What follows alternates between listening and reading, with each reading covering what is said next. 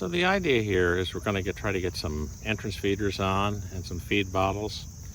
I'm going to be using external feeders with quart bottles. Reason I'm not going any larger is a fall feed.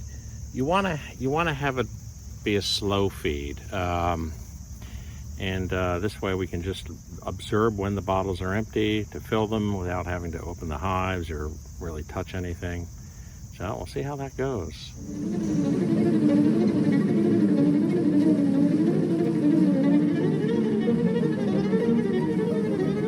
So we have now put feeders on each of these hives.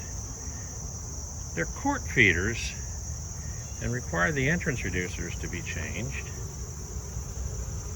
in order to fit the feeders. And we'll check these every day to see if they need to be refilled. I also put pollen patties on these guys. Third of a pollen patty. I just don't have that many left allocated for this year. I have a box for 2022, and I have some winter feed patties to go on, but for now we'll just stick with this. 2 hours later, and the level of sugar water has plummeted. These guys are really sucking it down fast.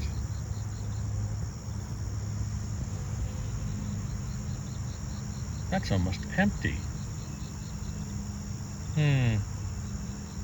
Obviously making up 40-some pounds of sugar water was a good idea this morning.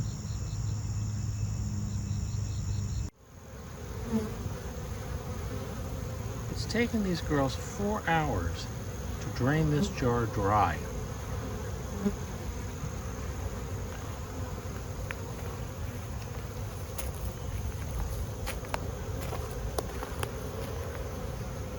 The other hives are almost dry as well.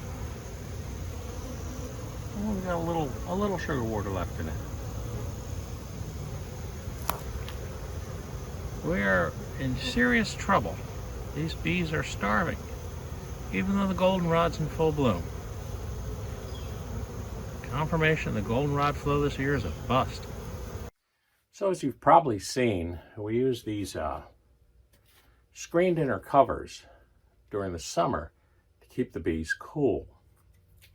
We took them off last week and put on the masonite inner covers to warm things up a little bit and get them ready for the oxalic acid treatment.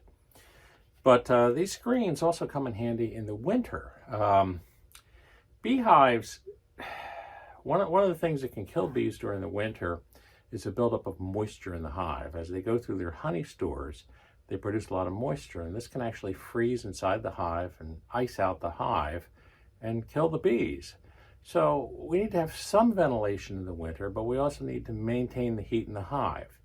To do that, we have these special boxes. They have a small vent in them, and they fit on the screens like so. And what happens next is these boxes then get filled with burlap bags. So what happens is as the bees produce moisture, the moisture travels up and freezes in the burlap away from the bees, and some air and ventilation exits through the small vent hole that we have in the front. And then the regular outside cover goes on top. So you have your hive bodies, you have the screen, you have the case of burlap up here, and then the inner cover. So you maintain warmth in the hive, but still allow a little air to travel up through, carrying the moisture through it, and get that frost away from the bees. At any point during the winter, you could replace this burlap or take it out and run it through the dryer or whatever method you want to use to make sure that the frost doesn't build up too much. But with 80 pounds of honey in there, you can develop quite a bit of ice. I filled up all these feeder jars last night. And despite the fact that the bees are far less active during the night, this morning, all 3 are empty. So I'm going to have to top them up again. These guys are starving. I don't normally suit up to feed bees, but these guys were very antsy. And indeed, I was rewarded this morning by a stinger to the back of all places. I have no idea why that would be. They didn't seem to be bothering with the front of me too much. But upon examining the suit, it was not my imagination. There was a little stinger and sting sac stuck to the back of the suit. Amazing. Well, they're fed for this morning, and they'll probably want more food this afternoon.